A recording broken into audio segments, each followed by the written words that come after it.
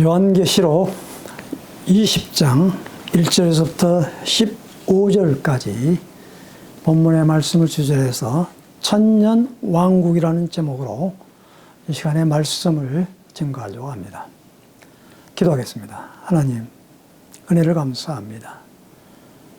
이 귀한 예배 시간에 주의 성령이 함께 해 주옵시고 흑암의 권세, 사단의 권세가 전혀 이 시간에 틈타지 못하도록 하나님의 말씀이 이 시간에 임재하여 주옵시고 우리의 심령을 두드려 주옵시고 하나님의 말씀을 정확하게 깨달을 수 있는 오늘 귀하고 복된 시간 되게 하여 주옵시고 주님 홀로 영광 받으시옵소서.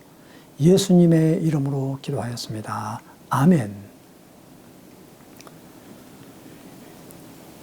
우리가 예수님을 믿고 구원하면은 천국 가면 되지 않느냐. 우리는 이렇게 신앙생활을 간단하게 하면 될 걸로 이렇게 생각을 하면서 그냥 교회당만 다니고 왔다 갔다 하는 그러한 천편일률적인 그러한 신앙생활을 하고 있지 아니하는가. 바로 그와 같은 생각을 가지고 우리가 신앙생활을 하게 되면은 그것을 우리가 값싼 구원론이다 라고 이렇게 말씀을 하고 있는 것입니다. 고린도전서 3장 12절에서부터 15절까지 이렇게 기록되어 있습니다. 만일 누구든지 금이나 은이나 보석이나 나무나 풀이나 집으로 이 터 위에 세우면 각각 공력이 나타날 터인데 그 날이 공력을 밝히리니 이는 불로 나타내고 그 불이 각 사람의 공력이 어떠한 것을 시험할 것임이니라. 만일 누구든지 그 위에 세운 공력이 그대로 있으면 상을 받고 누구든지 공력이 불타면 해를 받으리니 그러나 자기는 구원을 얻되 불 가운데서 얻은 것 같으리라. 우리는 금이나 은이나 보석이나 어떤 것으로 우리가 터를 세우며 집을 지을 수가 있습니다. 그러나 나무나 풀이나 집으로 집을 세우면은 그것이 나중에 불로 각 사람의 공력을 밝힌다 그랬습니다. 불 가운데 얻는 것 같은 그러한 우리가 구원을 받으면 되겠습니까? 그것은 정말로 얼처구니 없는 황당무계한 그러한 신앙생활을 하는 것과 같다라는 것을 말하고 있는 것이죠. 자, 오늘 여기에 천년 왕국이 나옵니다. 우리가 그냥 구원만 받으면 됐지, 천국만 가면 됐지라고 하면은 그것은 어떻게 보면은 축구장에서 골대 하나만 덜렁 세워놓고 경기하는 것과 같다라는 것입니다. 모든 경기에는 다 룰이 있습니다. 경기 규칙이 있습니다. 이 경기의 룰에 따라서 경기를 해야만 되는 것이죠. 마라톤 하는 그 선수가 목적지가 없이 그냥 무작정 뛴다 할 것 같으면 아무리 열심히 뛰고 마지막에 한 40km 와서도 1등을 한다 할지라도 목적지를 분간하지 못하면은 그 사람은 그 경주에서 실패자가 되어야 되는 것입니다. 권투 선수, 복싱하는 선수, 그 하나의 룰이 있습니다. 이러한 모든 경기 안에서도 룰이 있는 것처럼 오늘 이 성경 말씀도 오늘 우리에게 룰을 지금 가르치고 있다는 것입니다. 창세기부터 요한 계시록까지 하나님께서 창세기에 아담과 하와를 통해서 첫 번째 우리 인류의 시조인 아담을 통해서 에덴 동산을 어떻게 가꿔야 될 것인가. 그런데 그 룰을 벗어난 행동을 해서 오늘 우리 인류의 죄악이 이렇게 오늘날까지 죄악이 번영하게 됐고, 예수님께서 이 땅에 다시 오셔서 그 룰을 바로 잡기 위해서 십자가에서 우리의 죄를 대속했던 것입니다. 그리고 이 천년 왕국을 세워서 하나님께서 모든 피조물이 다 저주를 받는 그런 가운데 다시 모든 만물을 다시 회복해 하는 하나님의 놀라운 그 구원의 타임라인 끝, 그것을 우리에게 보여주고 있는 것이 바로 이 천년 왕국이다라는 것입니다. 그런데 오늘날 이 천년 왕국이 분명히 있음에도 불구하고 천년 왕국이 없다고 그래요. 무천년설을 주장하는 오늘날 우리 기독교인들 대다수가 있습니다.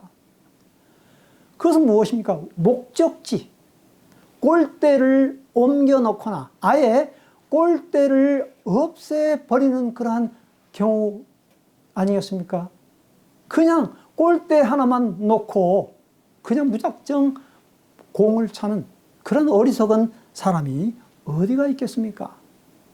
그래서 오늘 이 천년 왕국은 예수님의 재림과 천년 왕국의 그 관계를 어떻게 설정하느냐에 따라서 바로 이 창세 전과 그런 창세 후에 온 우주 만물의 하나님의 그 인류 계획의 끝에 대한 그 비밀을 바로 이 요한계시록 마지막이 20장, 21장, 22장 그 통해서 오늘 우리에게 말씀해 주고 있다는 것입니다.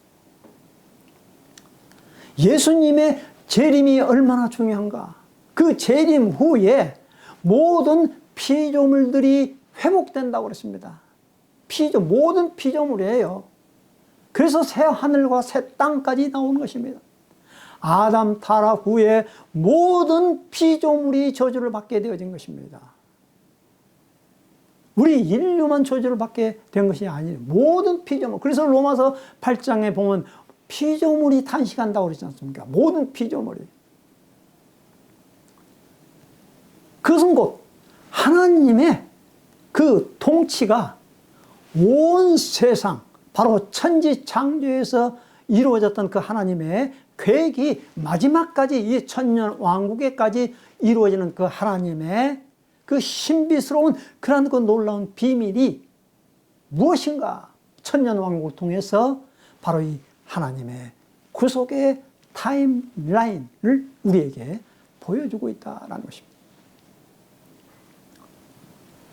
우리가 이 성경을 읽는 데 있어서 대다수의 오늘 우리 기독교인들이 20장에서 이 혼란을 가져오게 되어집니다.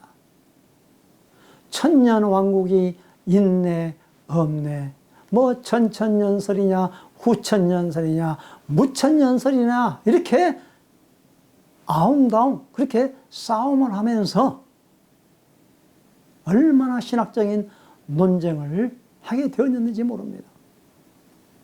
그래서 이 요한계시록을 읽는 데 있어서 이 천년 왕국에 대해서 문자로 해석해야 되느냐 상징적으로 해석해야 되느냐, 그리고 이것을 계시록을 문학적 표현으로 해석해야 되느냐라고 그렇게 논쟁을 벌이고 있다는 것입니다.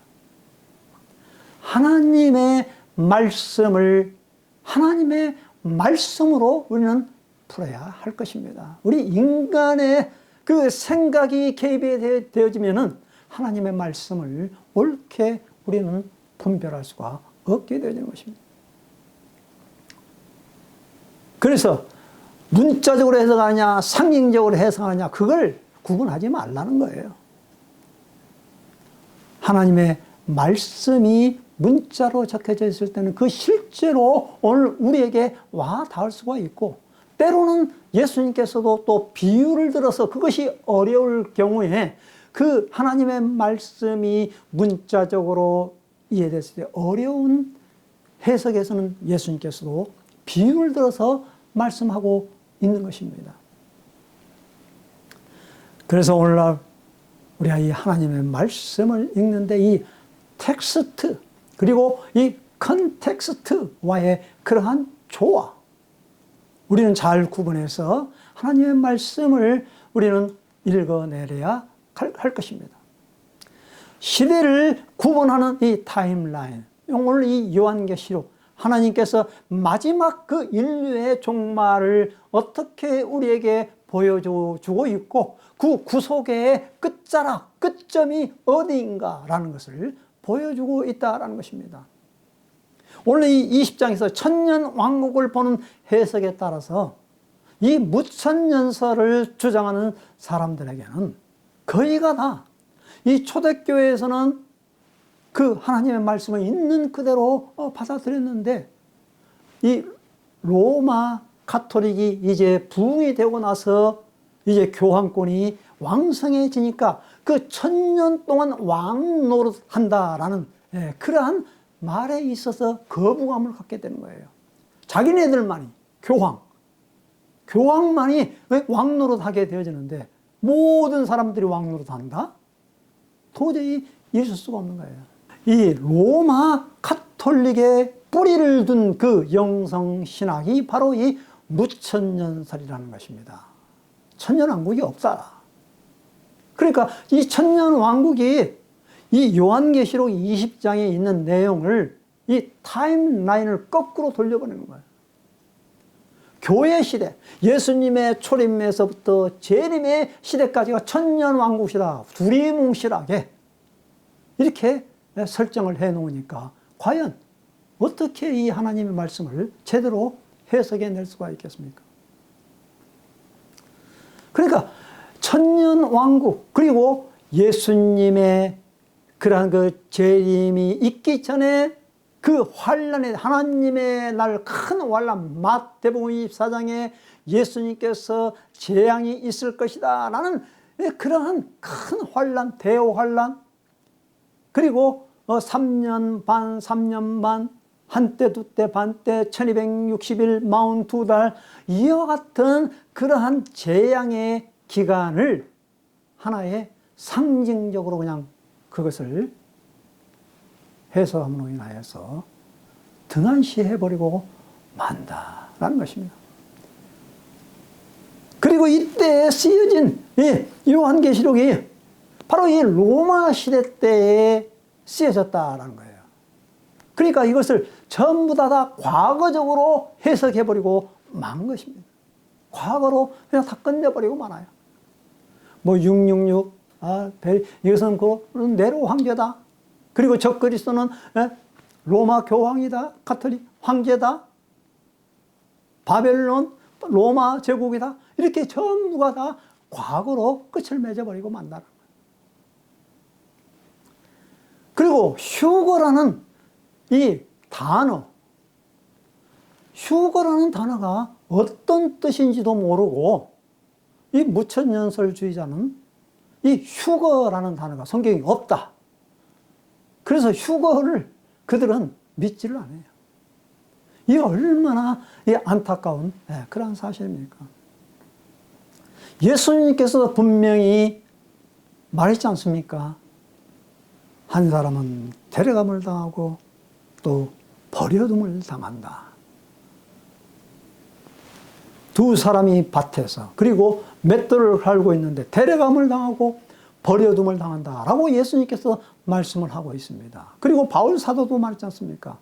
호련히 하늘에서 호령과 천사장의 나팔 소리로 인하여서 주님께서 공중에 강림하고 그리고 죽은 자들이 먼저 일어나고 살아남아 있는 자들이 변화되어서 주님을 공중에서 영접한다라고 이렇게 말하고 있는데 이것을 또 상징적으로 해석을 해버리고 마는 겁니다. 휴거가 없다라는 거예요. 어떻게 해석한 줄 아십니까? 무천년술. 우리 기독교의 거의 태반이 이런 해석을 하고 있다는 겁니다. 로마 시대 때, 그 당시에 로마 시대 때 AD 70년에 예루살렘 성전이 파괴됨으로 인하여서 이스라엘 백성들이 로마 사람들에게 포로로 끌려간다. 포로로 끌려간다라는 것을, 데려감을 당한다. 이것을 휴거로 생각하고 있는 거예요. 그렇게 말하고 이 얼마나 하나님의 말씀을 곡해하고 있습니까? 그러니 이 하나님의 말씀을 어떻게 풀어낼 수가 있겠어요? 그것은 전부가 다 하나의 로마 가톨릭의 뿌리를 둔 그러한 정말로 값싼 그러한 영성에 불과하다는 것입니다. 교회의 지상주의, 모든 것을 자기가 누리고 있는 그러한 그 교회의 그 테두리 안에 하나님의 말씀을 가두어 버리는 거예요. 7년 대환란, 7년 대환란이 성경에 또 어디에 있느냐? 그렇게 말하면 하나님 주님께서도 말하고 있지 않습니까? 주님의 큰 날, 하나님의 큰 날에 되어질 그러한 재앙들을 말씀하고 있는 것 아니겠습니까? 상징적으로 해석해야 할 것은 우리가 또 상징적으로 해석해야 될 것입니다. 그것을 우리가 예수님께서는 표적이다, 사인이다, 한 방향을 지시해주고 있다라는 것을 말해주고 있는 것이죠. 지난 주간에 튀르키예, 시리아 지진이 일어났습니다. 2천만 명의 이재민이 발생되고 있고 이제 많은 전문가들이 10만 명이라는 그러한 죽음, 사람들이 죽을 것이다. 죽음으로만 끝나는 것이 아니라 그 대지진으로 인하여서 추위와 그리고 기근과 먹지 못함과 그리고 전염병으로 인해서 2차 재앙이 일어날 것이다. 코로나보다 더 무서운 지금 사건이 지금 벌어지고 있습니다. 그 튀르키예 지역이 어느 지역입니까? 터키 지역 아닙니까? 요한계시록의 2장 3장에 나오는 그 7교회가 있었던 그러한 지역이 아닙니까?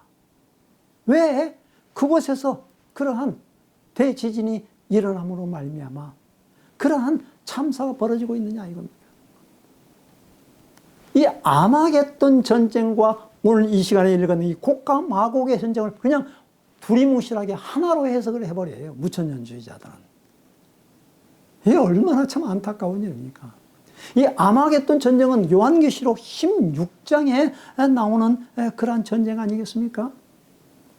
여섯째 그 대접 재앙으로 인하여서 유브라데 강이 말름으로 인하여서 용과 짐승과 거짓 선지자의 그러한 그 입에서 나오는 개구리 같은 더러운 영으로 인하여서 왕의 대로를 통하여서 모든 것들을 다 소집해 내는 그러한 그 아마겟돈 무기또의 전투에서 모든 것을 패하게 되어지는 그러한 장면을 예시하고 있는 것 아니겠습니까? 예수님의 그 재림 전에. 그러나 예수님이 재림할 때 지난주에 읽었던 것처럼 먼저 어떤 사람이 불못에 던져집니까?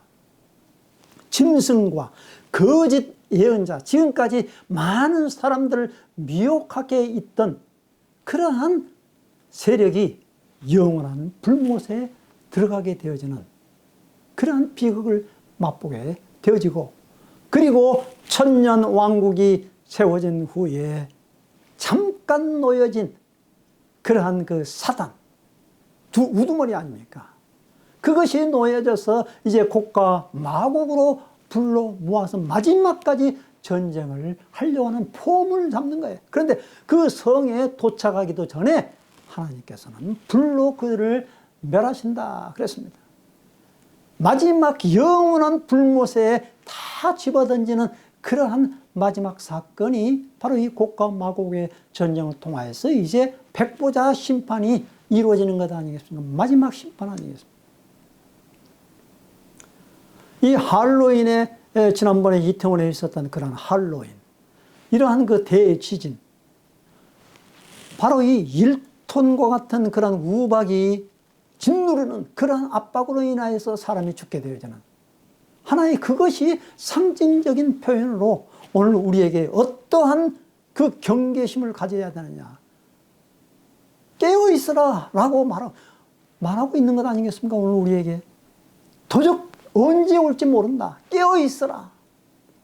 그것을 우리는 그 상징적인 내용을 보면서 우리의 신앙이 하나님 앞에 더 깨어있는, 준비되어져 있는 슬기로운 다섯 처녀와 같은 등을 준비한 그러한 신부의 모습을 가지라고 이렇게 경고한 내용이 아니겠습니까? 자, 그래서 오늘 우리는 이 시간의 그 흐름, 어떻게 장면 전환이 이루어지고 있는가라는 것을 우리는 알아야 되겠습니까? 알아야 되겠습니다. 첫 번째는 1000년 동안 왕노릇 한다라는 그러한 말씀인 것입니다. 이 1000년 동안 왕노릇 한다 이 말은 우리가 예수님과 함께 더불어 왕의 일 하는 것입니다. 이 왕 노릇한다. 이것은 통치 아니겠습니까? 그것은 주님의 일을 하는 것입니다. 그것이 바로 왕의 일인 것입니다. 그러나 이 통치하는 그 방식은 세상 사람들이 하는 그러한 권력뿔을 가지고 있는 그러한 짐승처럼 왕노릇 하는 것이 아닌 것입니다. 섬김의 방식이라는 것입니다. 이것을 우리는 잘 깨달아야 할 것입니다. 우리는 왕의 일을 하는 것, 통치의 내용입니다. 그러나 우리는 섬김, 통치의 방식은 섬김의 방식, 어린 양, 바로 그분을 따라가는 그러한 방식인 것입니다. 그래서 이 1000년 동안 왕노릇한다 이 말은 옛 뱀과 무정액을 1000년 동안 가둠으로 인하여서 일이 시작되어지는 것입니다. 초림 때 일입니까 이것이? 그런데 이 무천년주의자들은 초림 때 예수님께서 십자가의 죽으심으로 인하여서 그 옛뱀을 무정액을 가두었다. 그리고 잠시 풀려나서 일하고 있다라고 그렇게 말하고 있는 것입니다. 지금이 천년왕국 시대다. 교회의 시대가 천년왕국 시대다라고 그렇게 말을 하고 있는 것입니다. 그리고 이 첫째 부활, 이 천년왕국을 다스릴 수 있는 사람, 첫째 부활한 사람인 것입니다. 이 첫째 부활한 사람은 얼마나 복이 있다라고 말하고 있습니까? 이 복, 마카리오스 헬라어. 이것은 이 세상 사람들이 맛보지 못한 하나님이 주시는 그러한 마카리오스 복이라는 것입니다. 첫째 부활이 어떤 복입니까? 그들은 살아나서 1000년 동안 그리스도와 함께 다스린다. 그러면 그들이 누구입니까? 자, 5절에 보면 또 나는 예수에 대한 증언과 하나님의 말씀 때문에 목이 베인 사람들의 영혼을 보았습니다. 그들은 짐승이나 그 형상에게 경배하기를 거부하고 이마나 손에 표받기를 거부한 사람들, 그들이 살아나서 1000년 동안 그리스도와 함께 다스린다, 통치한다 이 말입니다. 나머지 죽은 사람들은 그 1000년이 다 될 때까지 살아나지 못한다. 이것이 첫째 부활이고 여기에 포함된 사람들은 참으로 복되고 참으로 거룩한 사람들인 것입니다. 그리고 이러한 사람들에게는 둘째 죽음이 없습니다. 그들은 하나님과 그리스도의 제사장들이고 1000년 동안 그분과 함께 다스린다, 통치한다 그 말인 것입니다. 이것이 예수님을 믿음으로 인하여서 거듭나는 그런 중생으로 그렇게 해석을 해야 되겠습니까? 모든 성도, 주님의 재림 때에 모든 성도가 아니다라는 것입니다. 이기는 자라고 말하고 있지 않습니까? 이기는 자. 이것은 짐승의 표를 물리치고 예수의 증언으로 말미암아 순교자의 대열에 들어갈 수 있는 첫째 부활한 사람.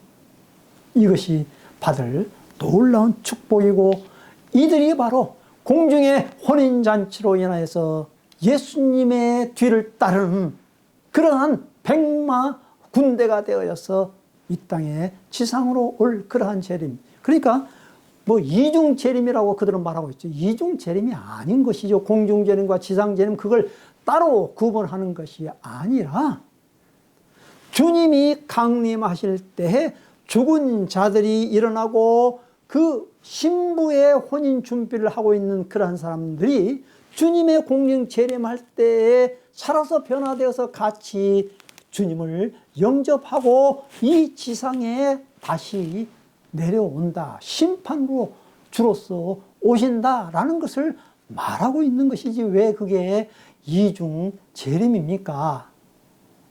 하여튼 하나님의 말씀을 믿지 않으려고 하니까 별의별 방법으로 바로 그러한 사람들을 공격하는 거 아닙니까? 그러니까 거짓 예언자들이 먼저 불못으로 들어가는 것 아니겠습니까? 자, 그래서 곡과 마곡의 전쟁의 의미를 알아야 된다라는 것입니다.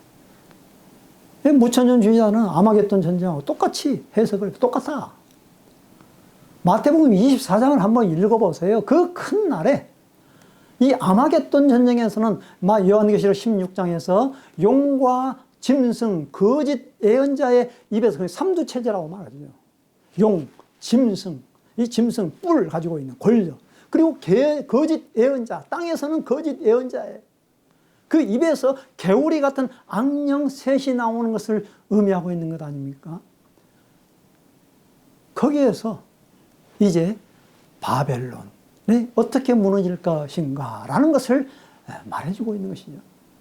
그리고 예수님께서 재림하실 때, 백마 타고 오실 때 그 악의 삼두체제, 먼저 이 용은 천년 왕국 때 남겨두고 무정에게 갇히게 되고, 짐승과 거짓 예언자를 먼저 불못에 던진다. 이 재림 때에 바로 그와 같은 일이 벌어지는 것입니다. 그래서 이 곡과 마곡의 전쟁을 일으킨다. 천년 왕국을 다 채우고 나면은 그 옛 뱀, 사단, 마귀, 우두머리 아닙니까? 그것은 곧 창세기 3장 15절에 나왔던 것처럼 아담과 하와를 넘어뜨렸던 그 뱀, 인간에게 모든 피조물을 저주에 빠뜨리게 했던, 그리고 이제 새하늘과 새 땅을, 그리고 천년 왕국을 이루기 위한 마지막 단계인 그 옛 뱀을 불러 태워주는 그러한 사건이다라는 겁니다. 그러니까 이 곡과 마곡은 하나의 그 전쟁이 아니에요. 그들이 도착하자마자 하나님 그 예루살렘 성, 하나님의 택한 백성의 그 도성에 이제 전쟁을 일으키고 모든 사람들을 끌어모으는데 전쟁도 이루어지지도 아니하고 하나님께서 그들을 불로써 태워준다. 영원한 불못으로 다 내던져 버린다라는 것입니다. 이것이 곧 바로 이 곡과 마곡의 전쟁인 것입니다. 폼만 잡은 전쟁이고, 링에 오르자마자 그냥 한 대 맞고 뻥 떨어지는 1라운드에 KO당하는 그러한 사건이 바로 마지막 최후에 일어날 그 우두머리, 옛뱀, 사단, 마귀가 쓰러지는 그러한 장면이 곧 곡과 마곡의 전쟁이라는 것입니다. 그러고 나서 이제 세 번째, 백보자 심판이 이루어진다라는 겁니다. 또 이 백보자 심판에 대해서 성경이 백보자 심판이 어디냐 그렇게 또 말들을 합니다. 아, 신보자가 백보자 아닙니까? 신보자가 이 한문의 뜻을 그렇게 곡해를 하고 해석을 하는 거예요. 휴거가 없다. 휴거 단어가 없다. 그들이 목사입니까?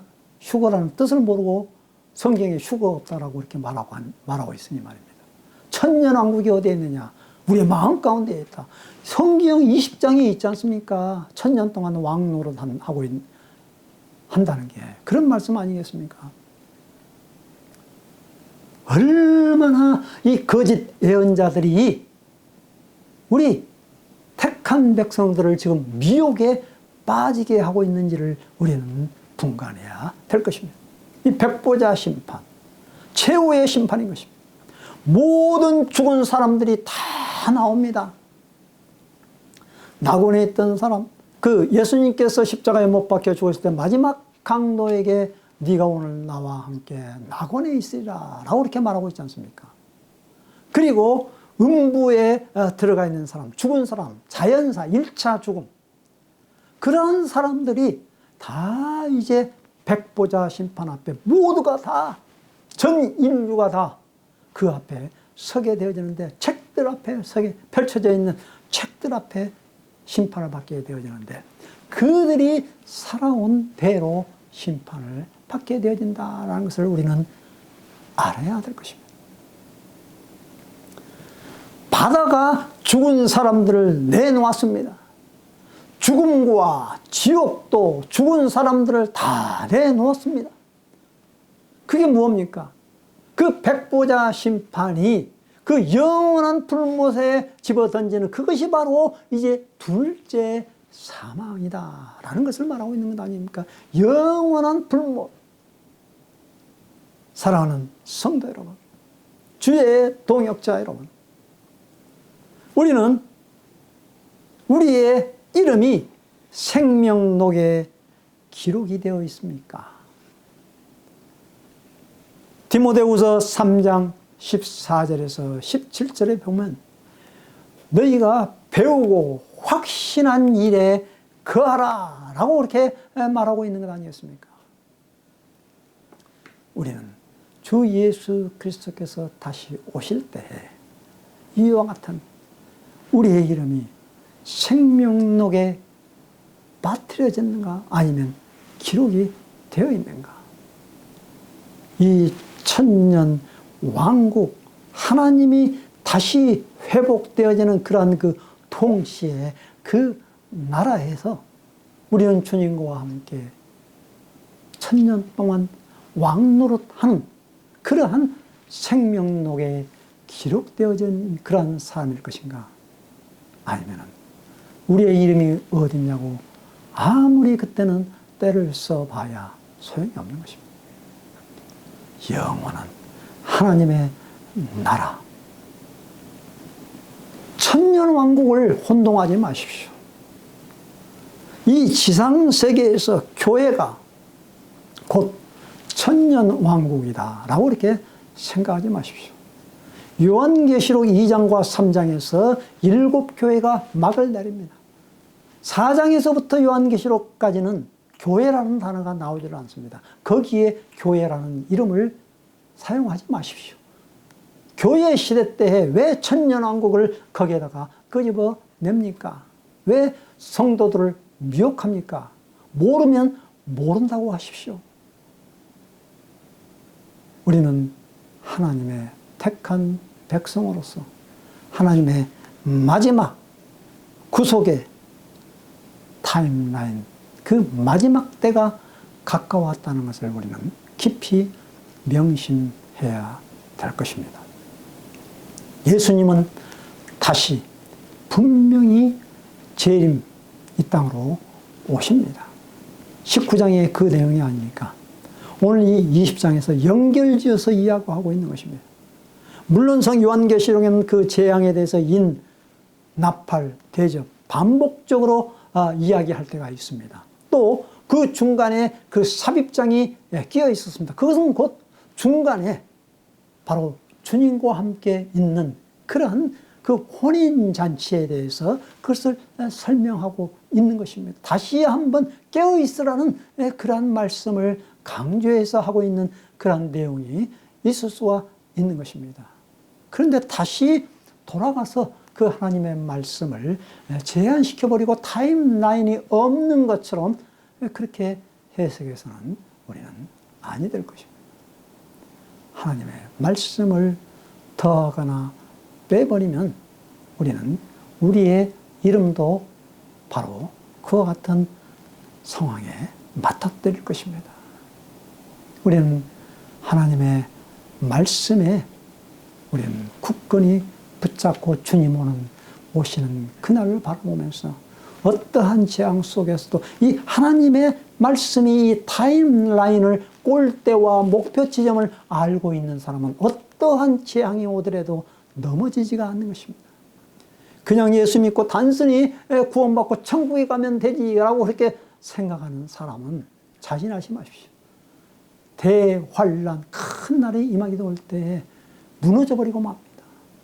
기초가 단단한 사람은 무너지지가 않습니다. 우리의 공력이 불에 탈 것인가 불에 타지 아니할 것인가, 아니면 1톤이나 되는 그런 그 우박의 그러한 재앙으로 말미암아 압사당할 것인가, 아니면 아멘 할렐루야 어서 오시옵소서 마라나다, 오늘 우리가 지금 이 하고 있는 주님의 재림 전에 우리가 하고 있는 그 이 일을 통해서 왕의 일이라는 것을 우리가 명심하면서, 주님의 일이라는 것을 명심하면서 우리는 그 주님 오시는 그날까지 섬김의 방식으로서 우리가 전하는 이 복음이 상대방에게 일깨워지고 천년 왕국에 들어갈 수 있는 타임라인을 제시해 주면서 우리는 다 함께 천년 왕국에 들어가서 주님과 함께 왕노릇 하시기를 간절히 주님의 이름으로 축원드립니다. 기도하겠습니다. 살아계신 주님, 오늘 요한계시록 20장 천년 왕국과 그리고 곡과 마곡의 전쟁이 무엇이고 백보자 심판, 마지막 심판에 대해서 오늘 하나님의 말씀을 읽었습니다. 하나님의 말씀을 가두지 않게 도와 주옵시고, 하나님의 말씀을 빼지 않게 도와 주옵시고, 하나님의 말씀을 그대로 순전히 받아들이고 하나님의 말씀 속에서 우리가 신앙생활하는 저희가 되게 도와주옵시사. 그 하나님의 놀라우신 그 섭리의 가장 중심에 있는 재림과 천년 왕국, 새 하늘과 새 땅, 새 예루살렘 성을 바라보면서 정결한 신부로서의 순전한 그러한 신앙심을 가지고 우리가 이 땅에서 살아갈 수 있도록 도와주시옵소서. 우리가 하는 일이 왕의 일이요, 그 내용이 바로 왕의 일이요, 그러나 우리가 하는 그 방식은 섬김의 방식이라는 것을 깨닫게 하여 주옵시고, 온유와 겸손함으로 말미암아 주님 오시는 그날까지 하나님의 말씀 굳게 붙잡고 나아갈 수 있는 이기는 자가 되게 하여 주옵시고, 우리의 이름이 생명책에 기록된 자가 되어질 수 있도록 도와주옵시고, 첫째 부활에 참여한 자로서 마카리오스 하나님의 복을 누리는 거룩한 백성이 다 되게 하여 주시옵소서. 살아계신 주 예수 그리스도의 이름으로 감사하고 간절히 기도 올렸나이다. 아멘.